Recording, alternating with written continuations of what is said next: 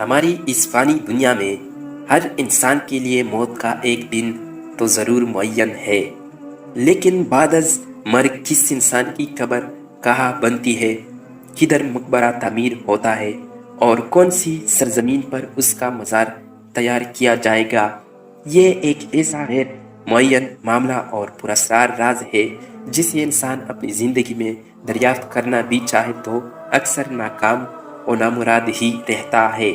مرنے کے بعد بھی زندہ رہنے کی خواہش رکھنے والے بے شمار افراد نے قبل از موت اپنے شاندار مقبرے بنوائے، لیکن جب دست اجل نے ان کی طرف ہاتھ بڑھایا تو ان کی جست خاکی کو اپنا مقبرہ تو بہت دور کی بات خاک بھی نصیب نہ ہو سکی۔ اس ویڈیو میں بھی ہم آپ کو منگول حکمران کے گمشدہ قبر کے بارے میں بتائیں گے۔ تو وہ منگول حکمران کوئی اور نہیں یعنی عظیم منگول حکمران چنگیز خان ہے۔ عظیم منگول حکمران چنگیز خان 1162 میں پیدا ہوا تھا۔ اس کا اصل نام تیموجن تھا۔ چنگیز خان کے حکمران بننے سے پہلے منگول قبائل اپنی غیر معمولی حربی صلاحیتوں کو ایک دوسرے کے خلاف جنگ و جدل میں بے دردی سے ضائع کرتے تھے، مگر چنگیز خان وہ پہلا منگول سردار ثابت ہوا جس نے منگولیا کے سینکڑوں قبائل کو اپنی مرکزی قیادت کے تحت یکجان کر کے انہیں ساری دنیا کو اپنا زیر نگی بنانے کا سنہرا خواب دکھایا۔ یاد رہے کہ 1206 میں منگول سرداروں کے ایک جرگے میں تیموجن کو چنگیز خان کا خطاب دیا گیا، جس کے معنی ہے کائناتی شہنشاہ۔ آنے والے حالات نے ثابت کیا کہ یہ لقب تیموجن کی شخصیت پر پوری طرح سے صادق آتا ہے۔ کہا جاتا ہے کہ تاریخ انسانی میں چنگیز خان ہی وہ پہلا ظالم حکمران تھا جس نے سب سے پہلے اپنے حریفوں کے خلاف حیاتیاتی ہتھیار کا بے دریغ استعمال کیا۔ منگول افواج محاصرے کے دوران شہر میں منجنیق کی مدد سے ایسے مردہ فوجیوں کی لاشیں پھینکتی تھی جو وبائی مرض طاعون سے شدید متاثر ہوتے تھے۔ چنگیز خان کا 1227 میں منگولیا میں انتقال ہوا۔ اپنی موت سے کچھ دیر قبل اس نے 2 وصیتیں کی تھی۔ پہلی یہ کہ اس کے تیسرے بیٹے اوکتائی خان کو اس کا جانشین مقرر کیا جائے۔ مرنے کے بعد اس کی قبر یعنی جائے مدفن کو دنیا بھر کی نگاہوں سے خفیہ رکھنے کی ہر ممکن کوشش کی جائے۔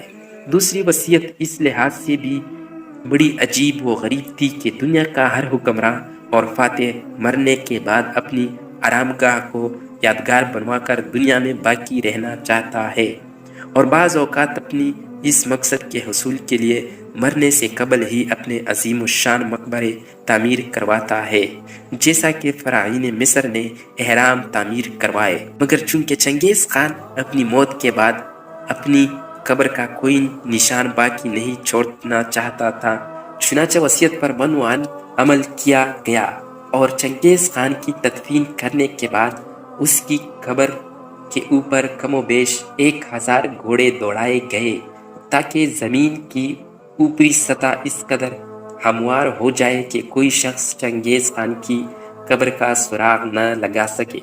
بعد ازاں چنگیز خان کے وفاداروں نے ہر اس شخص کو بے رحمی سے قتل کر دیا جو چنگیز خان کی تدفین کے موقع پر موجود تھا یا قبر کے درست مقام سے آگاہ تھا۔ جن غلاموں نے قبر بنائی تھی انہیں کچھ سپاہیوں نے قتل کیا اور پھر غلاموں کو قتل کرنے والے سپاہیوں کو بھی قتل کر دیا گیا۔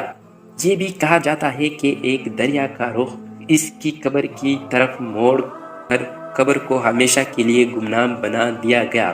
چنگیز خان کی موت کو 8 صدیاں بیت چکی ہے، لیکن تاحال اس کی قبر گمشدہ ہے۔ ایک ماہر آثار قدیمہ ماورے کراؤٹز نے چنگیز خان کی قبر کی تلاش میں اپنی زندگی کے 40 سال صرف کیے، لیکن وہ بھی اس کی قبر کا سراغ نہیں پا سکا۔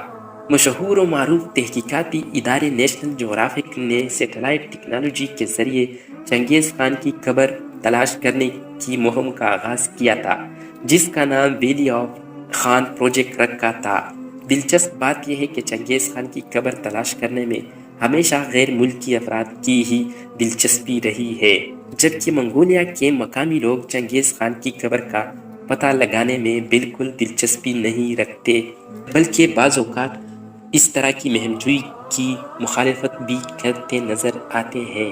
دراصل اس کی بڑی وجہ ایک خوف بھی ہے۔ کہا جاتا ہے کہ اگر چنگیز خان کی قبر کو دریافت کر لیا گیا تو دنیا یک لخت تباہ و برباد ہو جائے گی۔ کچھ ماہرین ارضیات منگولوں کی اس بے اعتنائی کو چنگیز خان کے لیے منگولیائی لوگوں کا احترام گردانتے ہیں۔ ان ماہرین کے مطابق چونکہ چنگیز خان خود نہیں چاہتا تھا کہ انہیں کوئی یاد رکھے، لہٰذا اس سے محبت کرنے والے مقامی لوگ آج بھی چنگیز خان کی خواہش کا احترام کر رہے ہیں۔